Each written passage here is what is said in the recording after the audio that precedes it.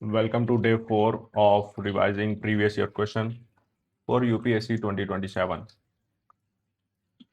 So the format will be the same, 5 questions from GS1, 5 questions from GS2, and thereafter the essay. You might think he is just reading the question answer, what extra he is doing, but the thing is, if you do this on repeat, then you will come to know that it will load information in your brain. It will create an information bank in your brain, for example, and thereafter you will able to track the pattern of questions, which is questions or themes repeated in previous year in the UPSC mains. So I already completed 15 questions from GS1 and GS2. So today I will start with question number 16 and finish the GS1 paper and GS2, and I will write a test on Sunday, this coming Sunday, for GS1, GS2 and essay. कुछ नहीं करने से आपको इसकी intensity नहीं पता है, लेकिन अगर आप इसको रिपीट पे करोगे तो, क्योंकि आई रोड द मेंस, तो हम जब वहाँ जाते हैं एग्जाम हॉल में, जब फ्रेश आप फर्स्ट अटैम्प्ट देते हो, उस वक्त हमको वो अटैम्प्ट देने से पहले तक हमारे दिमाग में बहुत कुछ चल रहा होता है कि कैसे होगा, क्या पूछते हैं क्या नहीं, लेकिन जब क्वेश्चन हम लिख पाएंगे या नहीं आंसर, लेकिन जब क्वेश्चन पेपर सामने आता है ना, तो वो हीट ऑफ द मोमेंट में आपका सिर्फ हाथ चलता है, आप सिर्फ लिखते हो, और अगर वहाँ पर प्रैक्टिस पूरी नहीं है तो फिर आपका हाथ रुकेगा, आप दिमाग को सोचने जाना पड़ेगा। लेकिन उस कंडीशन में, क्योंकि हम मॉक भी जब हम देते हैं तो कहीं ना कहीं हम दिमाग में रहता है कि ये मॉक है, लेकिन जब आप एक्चुअल पेपर देते हो ना, तो आपका दिमाग में जो भी आपको उस दिन पता चलता है कि हम कहाँ स्टैंड कर रहे हैं, कितना नॉलेज है हमारे पास, तो वहाँ पर, क्योंकि ये एक एब्सोल्यूट एग्जाम है, यहाँ पर आपको 100 में से 100 नहीं लाने, यहाँ पर आपको जो भी आपके कॉम्पिटिटर है उससे ज़्यादा नंबर लाने, तो आपके पास एक सेट ऑफ इन्फॉर्मेशन होनी चाहिए, क्योंकि जब रिजल्ट आता है तब आप देखते हो कि मेंस में मार्क्स कितने आ रहे हैं, क्या आ रहे हैं, तो आपको पता चलेगा कि अगर आप इस टेक्निक के थ्रू जाते हो तो you will 100% improve your score in mains. Technique क्या है? कुछ भी नहीं है, कीप इट सिंपल, जो हम बोर्ड्स में करते थे स्कूल टाइम में। क्वेश्चन आंसर लो प्रीवियस ईयर को पे, ऑब्वियसली आपको पहले स्टैटिक पे कमांड होनी चाहिए और वो कमांड बन जाता है, ऐसा नहीं है। तो आप क्वेश्चन आंसर लो और उसको सिर्फ रीड करो आप। 2 वीक्स में आना, 2 वीक के अंदर आपको रिजल्ट्स दिखेंगे, आपको कॉन्फिडेंस बढ़ने लगेगा कि यार मैंने तो 2025 या 2022, कोई भी एक साल के इसके तो मैंने चारों पेपर खत्म कर दिए, इसका तो मैंने ऐसे भी खत्म कर दिया, 5 पेपर कवर हो गए मेरे। I will go with 2024 now. तो आपका कॉन्फिडेंस बढ़ेगा और आपका एक इंफॉर्मेशन का बैंक दूसरों के मुकाबले कहीं ज़्यादा हो जाएगा। और बिलीव में, अगर आप इसको जुडिशियसली करोगे तो चीज़ें खराब नहीं होंगी, चीज़ें आपकी बेहतर ही होंगी, आप ज़्यादा क्लोज ही पहुंचोगे सिलेक्शन के। तो अब ज़्यादा बात ना करते हुए I will start with question number 16। Discuss how the changes in shape and size of continents and ocean basins of the planet। एक चीज और मैं बोल दूंगा, सॉरी टू इंटरप्ट, बट एक चीज और, कि जो ये आप पैसिव रीडिंग कर रहे हो ना, या एक्टिव रीडिंग कर रहे हो इस चीज की, जो भी, इसका फायदा ना आपको पैसे सॉल्व करते हुए मिलेगा, क्योंकि आप डेली आप नहीं नहीं 40 से 50 मिनट एक रीडिंग मार रहे हो, आप रीड कर रहे हो चीजें, तो आपका दिमाग ट्रेन हो रहा है चीजों को। शुरू में आपको एक महीना 2 महीना आपको लगेगा कि कुछ हो नहीं रहा है आपका, लेकिन आप जब आंख बंद करोगे ना, आपको लगेगा कि भाई पिक्चर मेमोरी क्रिएट हो रही है, क्वेश्चन आंसर का इन्फॉर्मेशन आ रहा है, वो सब तो ठीक ही है, लेकिन आपकी रीडिंग कैपेसिटी बढ़ जाएगी, जो कि आपको पैसेज में जल्दी पैसेज को ख़त्म करके जल्दी पढ़ के जल्दी समझने में काफ़ी हेल्प करेगा। तो एक ये फ़ायदा और है इसका। So anyway, let's get started with question number 16। Discuss how the changes in shape and sizes of continents and ocean basins of the planet take place due to tectonic movements of the crustal masses. The Earth's surface is dynamic, continuously reshaped by plate tectonics. Internal convective heat drives the movement of lithospheric plates, leading to the cyclonic formation, alteration, and destruction of continental masses and oceanic basin over geological time. Hold on, just a minute. Mechanism altering shapes and sizes. Divergent boundaries, basin creation and crustal splitting. When plates pull apart, upwelling magma creates new oceanic crust. This initiates continental rifting, expanding ocean basins. Example, the East African Rift System showcases a continent splitting, while the Mid-Atlantic Ridge illustrates an expanding ocean basin. Convergent boundaries, basin destruction, and continental growth.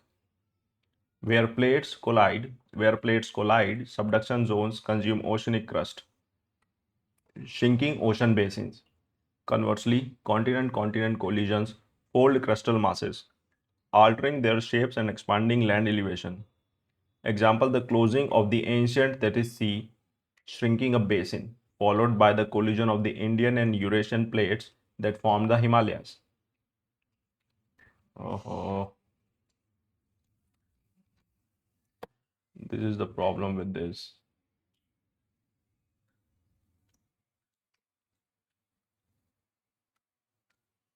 Transform faults. Lateral reshaping. Structural shapes are modified along conservative margins as plates slide past one another, past horizontally displacing land masses without creating or destroying crust. Example, the San Andreas Fault altering coastal morphology. The Wilson cycle.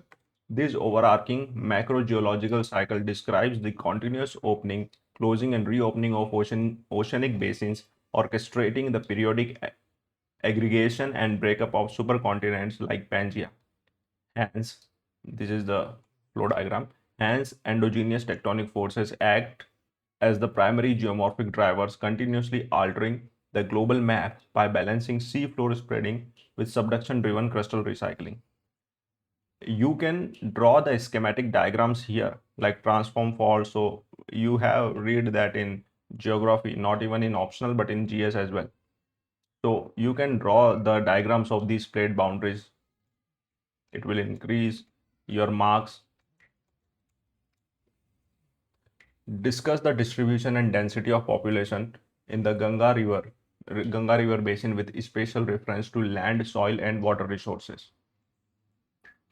The Ganga River basin is one of the most densely populated human habitats globally, accommodating accommodating over 500 million people.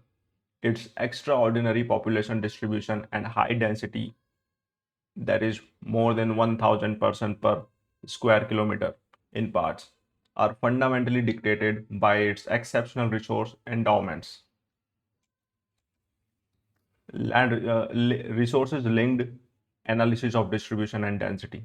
Land resources, topography, and accessibility. The basin presents a remarkably flat, low gradient terrain. This low relief physiography facilitates dense human clusters, cost effective urban centers, and extensive transport corridors. Population density climbs progressively from rugged upper Himalayan reaches down to the flat, hyperdense deltaic plains of West Bengal. Soil resources, agrarian productivity. The basin is covered by deep, rich alluvial soils, Bhangar and Khadar, continuously replenished by Himalayan rivers. This high soil fertility sustains intensive multi-cropping agriculture. Consequently, rural densities remain high in states like Uttar Pradesh and Bihar as the land provides dependable food security. Water resources, hydrological lifeline, fed by glacial, fed by glacial melt and heavy monsoon rains, the perennial Ganga and its tributaries offer abundant fresh water. This reliable resource meets domestic, agricultural, and industrial needs. Major urban industrial nodes like Kanpur, Prayagraj, and Patna are located directly along river banks due to this historical hydrological advantage. While favorable land, fertile soil, and abundant water have historically driven high population densities, the basins now faces critical ecological limits, requiring sustainable management to prevent resource depletion. How do you account? Question 18. How do you account for the growing fast food industries given that There are increased health concerns in modern society. Illustrate your answer with the Indian experience. Modern society presents a distinct paradox. While lifestyle diseases like diabetes and obesity are driving widespread health anxieties, the fast food industry is expanding rapidly. This growth reflects deep structural shifts in urban economies and corporate marketing. Accounting for the paradox, the Indian experience, socio-economic transmutation and time poverty, rapid urbanization, growing disposable incomes, and the rise of dual income families have reduced the time available for traditional cooking. Fast food offers a quick, accessible alternative for busy professionals. Digital intermediation. Aggregators like Swiggy and Zomato have made fast food highly accessible, leveraging algorithmic targeting to make cheap, hyper palatable food available around the clock. Strategic menu adaptation. Globalization. Fast food chains have systematically redesigned their menus to match domestic tastes and counter health concerns. In India, brands introduce localized options like McCafe, whatever, or multigrain crust, marketing them as healthier choices. Aggressive and aspirational marketing. Chains target youth demographics by associating fast food with social status, convenience, and modern leisure, often overshadowing public health campaigns. The affordability quotient. Due to optimized supply chains, processed fast food is often cheaper and more readily available in urban centers than fresh, organic, or nutrient dense meals. Shit, what nonsense is this?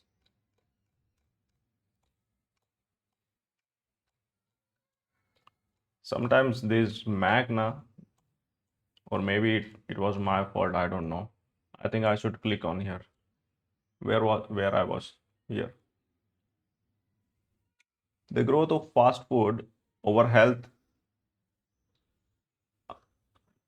the growth of fast food over health concern highlight a lifestyle compromise driven by modern time constraints. Addressing this requires stricter regulatory frameworks on food labeling, paired with active promotion of nutritious traditional dietary alternatives. I think I was reading here when it goes up. Question 19. Achieving sustainable growth with emphasis on environmental protection could come into conflict with poor people's needs in a country like India. Comment. India's push for sustainable development creates a delicate socio-economic challenge, balancing long-term environmental protection with the immediate survival-driven needs of a large low-income population. Points of structural conflict.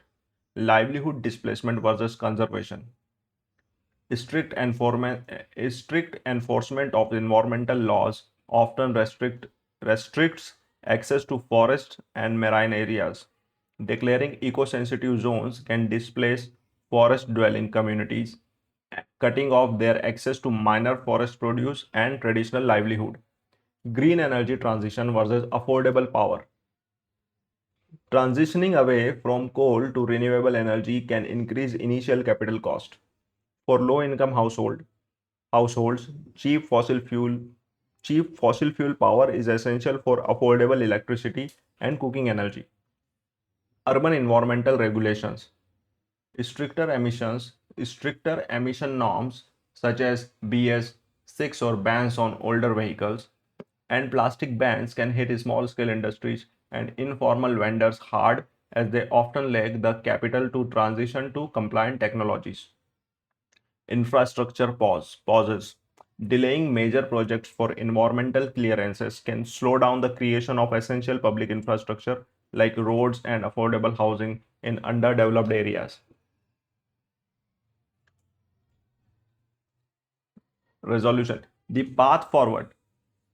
This conflict is not inevitable.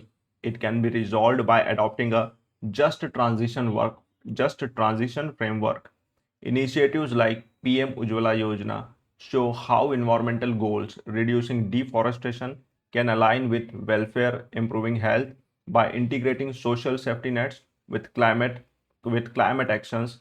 India can achieve its environmental goals without compromising poverty alleviation.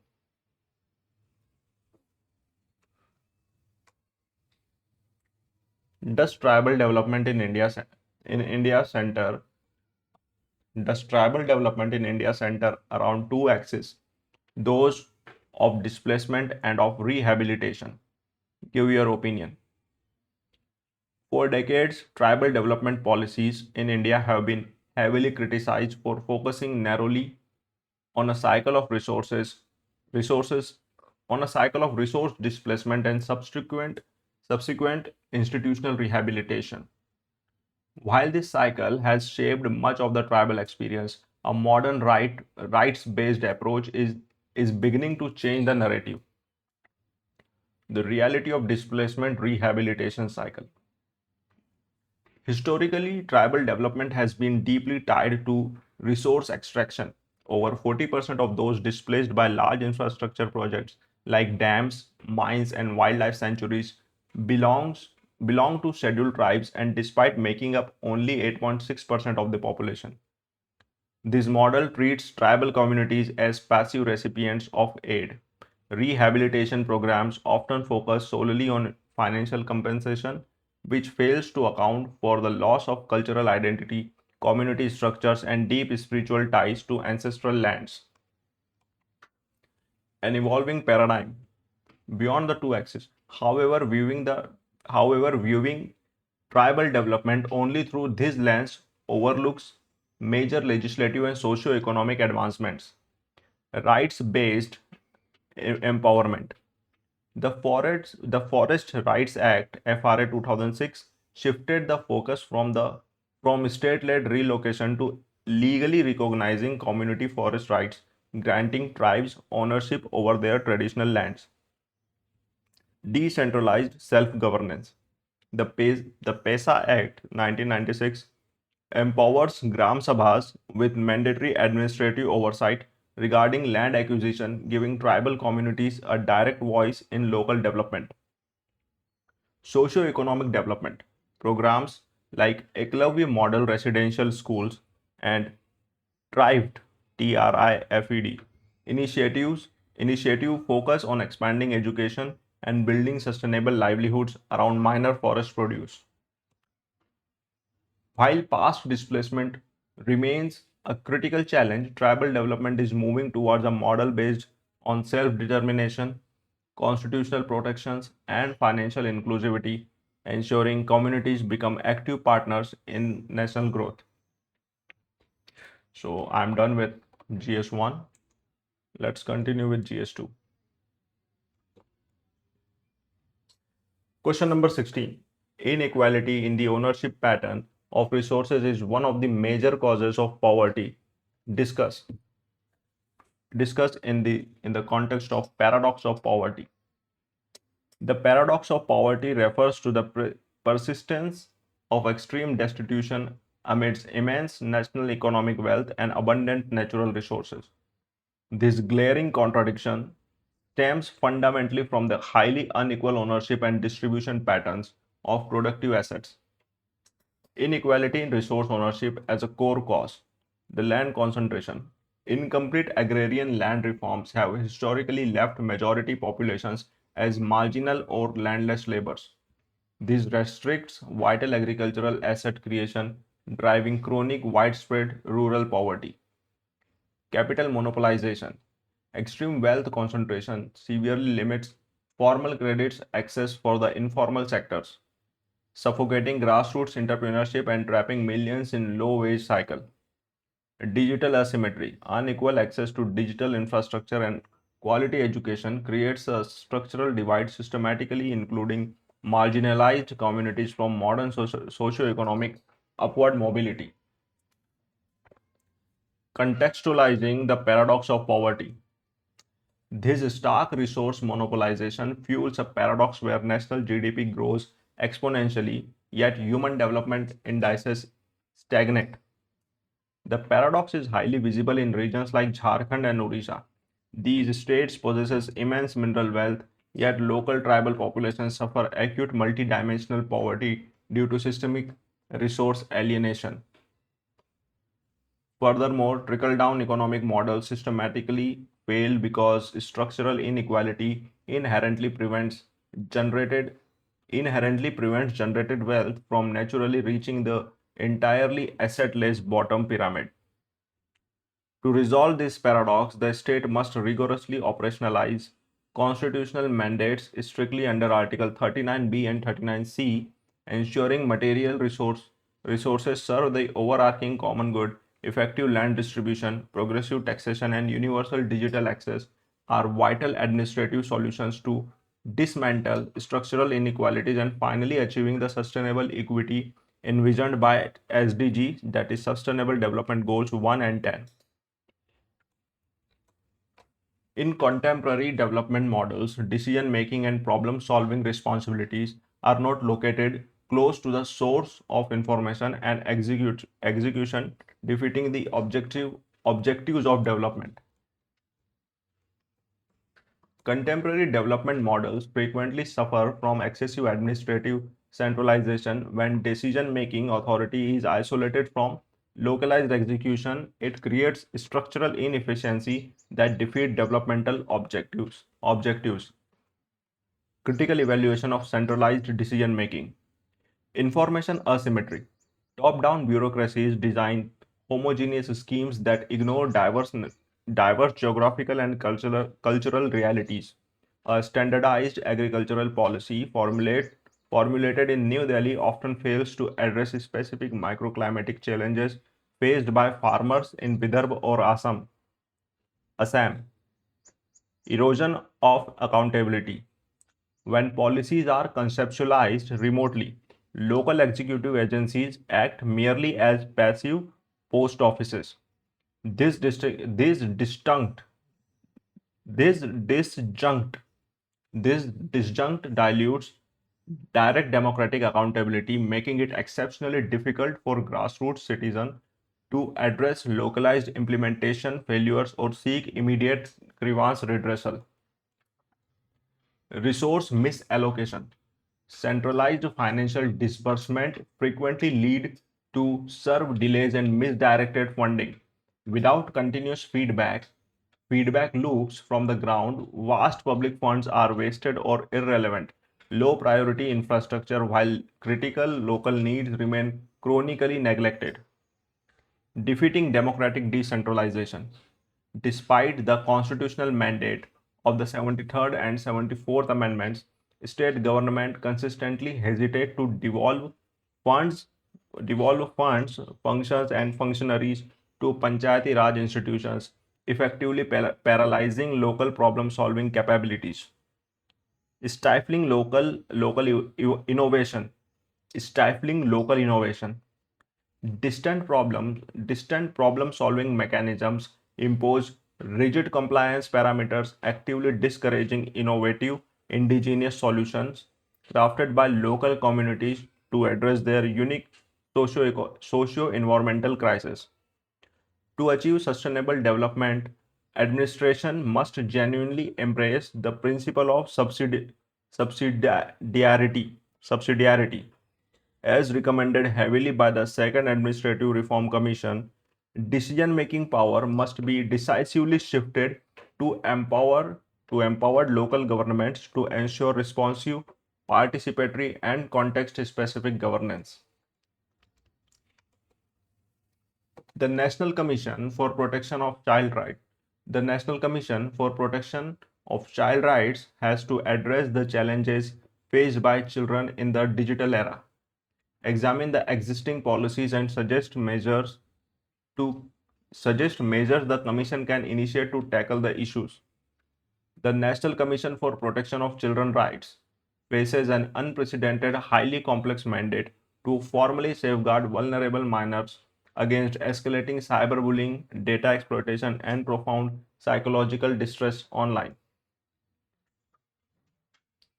Examination of existing policies. POCSO Act 2012 provides a stringent legal framework against child pornography and online sexual exploitation, though technological evasions remain a massive enforcement challenge. IT Act 2000. Section 67B explicitly penalizes the publishing and transmission of abusive material depicting children in sexually explicit digital acts. Digital Personal Data Protection. Digital Personal Data Protection Act 2023. It mandates verifiable parental consent for processing data of users under 18, preventing targeted algorithmic behavior profiling. Suggested measures for the NCPCR. Mandatory age gating enforcement. The Commission must compel social media platforms to implement strict privacy preserving age verification mechanism to prevent underage access to toxic environments. National Digital Literacy Curriculum collaborate with the Ministry of Education to integrate comprehensive cyber hygiene and safe browsing modules directly into foundational school curriculums nationwide. Dedicated cyber reporting portals. Develop an anonymous AI-driven child-friendly reporting application that seamlessly connects victim directly to law enforcement and immediate psychological counseling services. Platform accountability guidelines. Establish stringent regulatory frameworks holding ad tech and gaming corporations legally liable for predatory microtransactions, addictive design pattern, and hidden algorithmic manipulation. Protecting children in the digital era requires moving beyond reactive policing. The NCPCR must proactively orchestrate a collaborative regulatory ecosystem involving parents, educators, and tech giants to ensure a fundamentally safe, secure, and nurturing digital environment for all minors.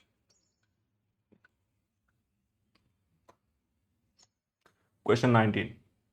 Energy security constitutes the dominant kingpin of India's foreign policy and is linked with India's overarching influence in Middle Eastern countries. How would you integrate energy security with India's foreign policy trajectories in the coming years? Importing approximately 85% of its crude oil requirements, India's strategic energy security remains inextricably anchored to the geopolitical stability and diplomatic goodwill of the broader Middle Eastern region. Energy security and Middle Eastern influence. India has successfully transformed historical transactional buyer-seller dynamics into highly comprehensive strategic partnership with pivotal nations like Saudi Arabia and the UAE. Millions of Indian expatriates residing permanently in the Gulf simultaneously secure vital energy supply chains while consistently generating massive economic remittance inflow. Integrating energy security with future trajectories. Diversifying hydrocarbon geographies. To mitigate Middle Eastern volatility, India must actively broaden its diplomatic energy portfolio by securing long-term supply contracts with Latin America, Central Asia, and Africa. Green energy diplomacy. The foreign policy apparatus must decisively pivot from fossil fuel dependence toward leading the International Solar Alliance and negotiating crucial technology transfers for green hydrogen production. Leveraging minilateralism, utilizing platforms like the I2U2 and the India Middle East Europe Economic Corridor. Okay, utilizing platforms like I2U2, this was a group between India, Israel, US, and UAE, and the India Middle East Europe Economic Corridor to build resilient trans-regional energy grids and sustainable infrastructure pipelines. Acquiring overseas critical minerals. Diplomacy must prioritize securing international lithium, cobalt, and rare earth element equity to to dominate the upcoming global electric vehicle and renewable battery manufacturing transition. As the global energy paradigm rapidly shifts away from carbon, India's robust foreign policy must seamlessly balance balance its immediate critical hydrocarbon requirements with aggressively pursuing global green energy diplomacy. This sophisticated dual integration will effectively ensure long-term strategic autonomy, insulating national growth from unpredictable, volatile global macroeconomic shocks. The reform processes in the United Nations, the reform processes, sorry, the reform process in the United Nations remains unresolved because of the delicate imbalance of East and West and entanglement of the USA versus Russo-Chinese alliance. Examine and critically evaluate the East-West policy confrontation in this regard. See, this kind of context or this kind of content you will not read in any book. That is the reason that you have to go through the previous year question paper. It will give you a different kind of information. Do not consider them as just a previous year question paper. It is, or they are like, they are more important than newspaper to some extent, to be honest, because even if you read about the foreign policy or the geopolitics in newspaper, you will not have this kind of connecting the dots kind of elements in the newspaper, right? So that is why previous year question is really important. Not only people will think that the question will not repeat, तो पढ़ के क्या ही करेंगे, क्यों उनको रट्टा मारे हम, इसलिए रट्टा मारो क्योंकि देखो आपको ये कहाँ किसी न्यूज़पेपर में इस तरह से नहीं मिलने वाला है। जब आप रिपीटेडली इस तरह के क्वेश्चन आप 4-5 साल के दिमाग में बैठा लोगे तो आपको कनेक्ट करना आ जाएंगी चीज़ों को, then your answer will be better than the others, and this is what which actually matters, right? So anyway, let's get back to question 20. The United Nations Security Council (UNSC) reform process remains paralyzed because its archaic architectural framework is held hostage by contemporary superpower rivalries and deep-rooted ideological fractures define the modern era. This word is archaic. Archaic. I misread it. Evaluating the East-West policy confrontations, weaponization of the veto, the delicate geopolitical imbalance severely manifest through retaliatory veto usage.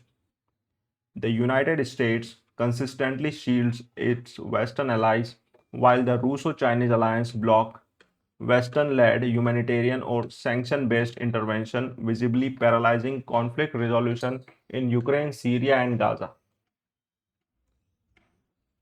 Zero-sum geopolitical entanglements. UN reform is deliberately stalled because any structural expansion is viewed through a zero-sum lens. The US hesitates to dilute its hegemonic influence, while China vehemently blocks regional rivals, particularly India and Japan, from acquiring permanent representation. Marginalization of the global south. This intense polarized East-West confrontation entirely monopolizes the institutional agenda, consequently pressing existential concerns of the global south such as climate financing, sovereign debt crisis, and equitable technological distribution are systematically ignored or severely underfunded. Institutional obsolescence,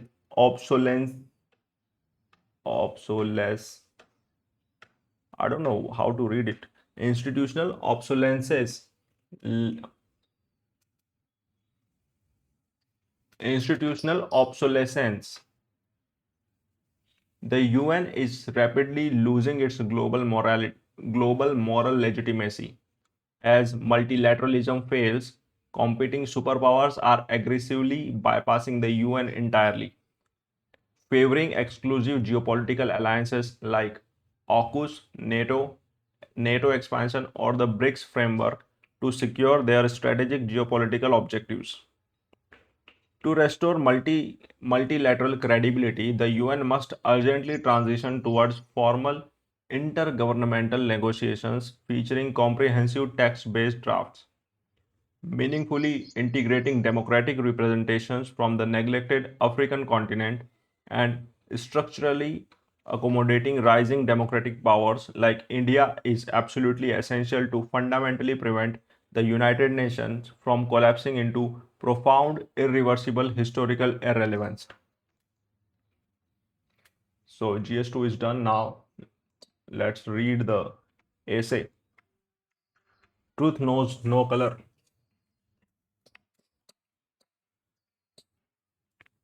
In the legal annals of ancient Athens, the drying ground of the Areopagus hosted trials under the bare open sky. The judges sat in absolute silence, deliberately shielded from the rhetorical theatricality, socio-economic statures, and political affiliations of the accused. The architecture of justice sought a singular transcendental ideal to strip reality of its secondary superficial characteristics so that the bare unvarnished truth could reveal itself. The core of this ancient practice highlights a timeless truth that genuine truth is inherently colorblind. It does not alter its structural nature based on the varying use of human prejudice, political convenience, cultural variation, or ideological alignments. To declare that truth knows no color is to recognize that objective reality stands completely independent of the subjective lenses through which humanity continuously tries to filter, manipulate, and fragment it. Yet contemporary global society exists in an era of deep fragmentation marked by structural post-truth realities, hyperpolarized echo chambers, and the weaponization of customized identities. In this environment, the pristine, colorless nature of truth is constantly threatened by political spin, cultural biases, and ideological colorings. Society increasingly encounters a fractured spectrum: my truth versus your truth, red truth versus blue truth, and nationalistic narratives clashing with universal realities. This fragmentation creates a profound human dilemma. When truth is when truth is forced to take on a color, it ceases to be truth and degrades into propaganda, prejudice, or selective perception. Therefore, it is essential to re examine the objective core of the truth. We must trace how human history, philosophy, politics, economics, and science have either preserved its colorless purity or suffered deeply by trying to dye it in temporary colors of opportunistic convenience. I said it every day that you need not to write all these headings because we are in practice. That is why you might see this heading, not might, you will see these headings and flowchart in the essay, but when you write it in the exam, you need not to draw flowcharts or these headings. You need not to write, just write it in flow. But because we are in practice, so that is why these headings are here. To understand why truth, to understand why truth knows no color, we must first examine its basic philosophical definition. In classical epistemology, truth is defined by the correspondence theory, which states that proposition is true if it matches an objective, independent reality. When the Indian sages declared in the Rig Veda, Ekam Sat, Ekam Sat Vipra Bahuda Vadanti, truth is one, though the wise speak of it variedly. They were not suggesting that truth changes its nature. Rather, they were pointing out that while human interpretation can be colorful and varied, the underlying truth remains unified and uncolored. The colors belong entirely to the human observer's eye, not to the object being observed.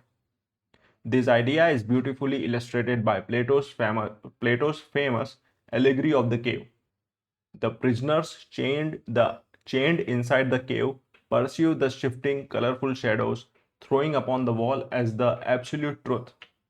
These shadows represent the distorted colors of societal convention, unexamined opinions, and sensory illusions.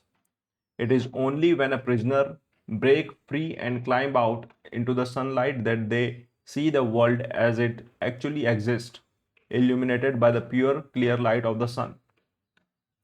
The sun does not color the landscape. It reveals things exactly as they are.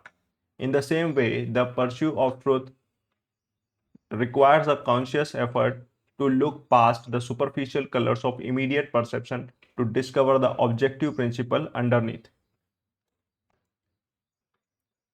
Throughout history, whenever societies have tried to color the truth to match their prejudices, the results have been disastrous. Totalitarian regimes throughout the 20th century provide clear warnings of this danger. In the Soviet Union, the state rejected traditional genetics because it did not align with communist ideology. Instead, they embraced proletarian science led by Trofim Lysenko. This politically colored version of biology ignored objective reality, resulting in terrible agricultural failures and widespread famine that cost millions of lives. The state tried to force biology to follow a specific ideological color, but nature refused to comply, showing that objective truth cannot be bent by political willpower. Similarly, the dark history of colonialism shows how powerful nations colored truth to justify global exploitation. European empires created the pseudo-scientific theory of scientific racism using distorted biological narratives to claim that white Europeans were naturally superior to other races. This colored truth was used to justify the theft of resources and the subjugation of millions across Asia, Africa, and the Americas. By the time the world recognized this narrative as a self serving lie, centuries of exploitation had already occurred. History shows that whenever truth is dyed in the colors of human arrogance or greed, it leads directly to institutional oppression and human sufferings. The constitutional and judicial imperative, the blindfold of truth, the blindfold of justice.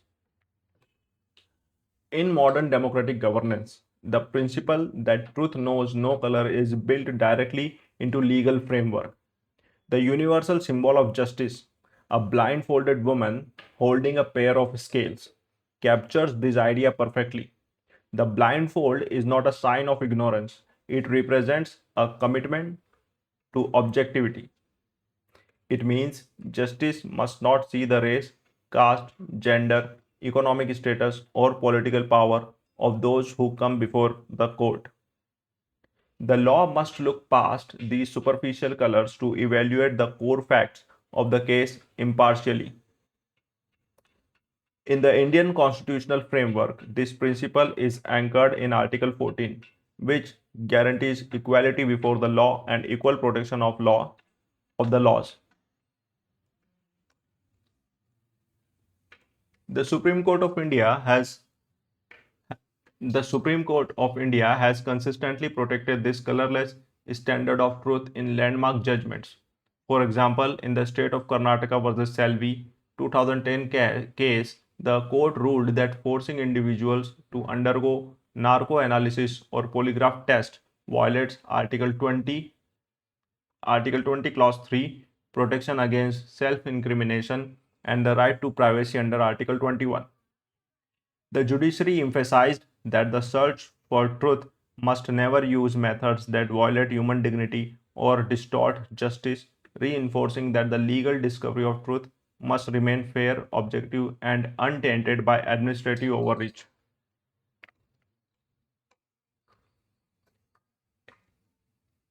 In social life, human prejudice frequently tries to dye truth in the specific colors of caste, religion, and community identity.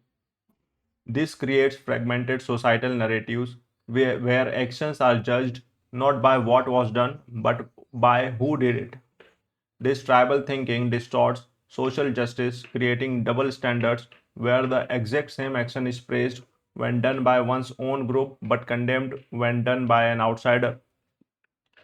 The life and work of Mahatma Gandhi stood as a powerful rejection of this tribalism. Gandhi centered his entire philosophy on satyagraha, insisting on truth. For, for Gandhi, truth was not a flexible tool to be altered for political convenience or community bias. He famously stated, "Truth is God," emphasizing that truth is an absolute universal reality that transcends all human divisions. His campaign against untouchability was a direct challenge to the colored prejudices of his era. He argued that the practice of caste discrimination was a deep distortion of the spiritual truth that all human beings share the same divine essence. By anchoring his social and political movements in this unyielding commitment to objective truth, Gandhi showed that true social reform requires stripping away communal prejudices to recognize our shared humanity.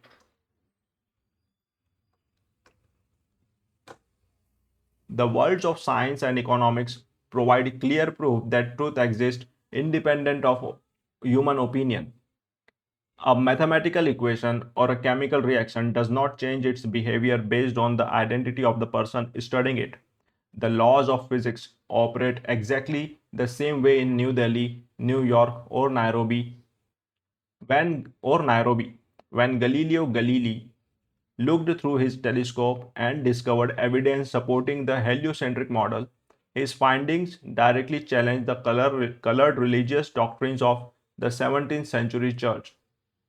The church forced him to recant and placed him under the house arrest, trying to suppress his discovery. Yet their actions could not alter the orbit of the earth. As Galileo quietly muttered, "Eppur si muove," and yet it moves. The objective truth of the solar system remained completely unaffected by the political and religious preferences of the state. In modern economics, data and structural realities display a similar stubborn neutrality. Inflation, fiscal deficit, and rising unemployment figures do not alter their real world impact to suit a government's public relations campaign. The Economic Survey of India consistently emphasizes that sustainable development requires looking at economic facts clearly and objectively. If a nation ignores real data on rural distress or rising economic inequality, no amount of police rhetoric can prevent the resulting structural slowdown. Market forces and economic realities eventually expose any attempt to color the data, proving that long term prosperity can only be built on a foundation of unvarnished economic facts. In the modern digital age, preserving the colorless nature of truth has become an increasingly difficult psychological challenge. The rise of social media algorithms has created powerful echo chambers that cater directly to our cognitive biases. These platforms are designed to feed users information that confirms their existing political and social views, trapping individuals in customized realities. In this environment, truth is frequently colored by our emotional preferences. People are drawn to stories that make them feel validated, regardless of whether those stories are factually accurate. This psychological vulnerability has fueled the post-truth era, where objective facts carry less weight in shaping public opinion than appeals to emotion and personal beliefs. Misinformation campaigns deliberately add emotional and political colors to facts to cause social division and political unrest. When public debate becomes a clash between deeply polarized colored narratives, the shared ground needed for democratic discussion disappears. Trust in vital public institutions like the judiciary, scientific bodies, and independent media erodes rapidly, leaving society vulnerable to manipulation. Vulnerable to manipulation. Navigating this landscape requires individuals to develop strong critical thinking skills, and the psychological maturity to seek out objective facts, even when those facts challenge their personal beliefs. In international relations, the search for truth is constantly complicated by national self-interest and geopolitical rivalries. The field of geopolitics is often driven by realpolitik, where powerful nations routinely color the truth to justify their foreign policies. One nation's freedom fighter is frequently labeled by another as a terrorist, and interventions launched in the name of democratization are often transparent covers for securing valuable natural resources or expanding strategic influence. To counter this destructive cynicism, the international community has worked to establish universal framework based on objective truth about human dignity. The Universal Declaration of Human Rights and the United Nations Sustainable Development Goals represent collective efforts to rise above national biases. These frameworks are built on the objective truth that every human being, regardless of nationality, is entitled to fundamental rights, clean water, quality education, and safety from violence. When nations gather at forums like the UN General Assembly or the IPCC Climate Summit, the long term success depends entirely on their willingness to face global truth objectively, such as the reality of climate change, rather than viewed through the narrow lens of short term national advantage. To see the truth clearly, without the distorting colors of prejudice, ideology, or personal bias, is one of the highest achievements of human character. It requires intellectual honesty and courage to accept reality even when it makes us uncomfortable or contradicts our long held assumptions. The pursuit of truth is not a passive act, it is an active, lifelong commitment to checking our biases, questioning comfortable consensus, and standing up for objective facts in the face of widespread misinformation. As the world becomes more interconnected yet politically fragmented, protecting the colorless purity of truth is vital for the survival of democratic societies. We must deliberately strengthen our public institutions, safeguard the independence of the judiciary, support free and rigorous scientific inquiry, and cultivate a public culture that values objective evidence over emotional rhetoric. The timeless insight of Rabindranath Tagore's Gitanjali remains our best guide for the future. A vision of a society where the clear stream of reasons has lost where the clear stream of reason has not lost its way into the dreary desert sand of dead habits.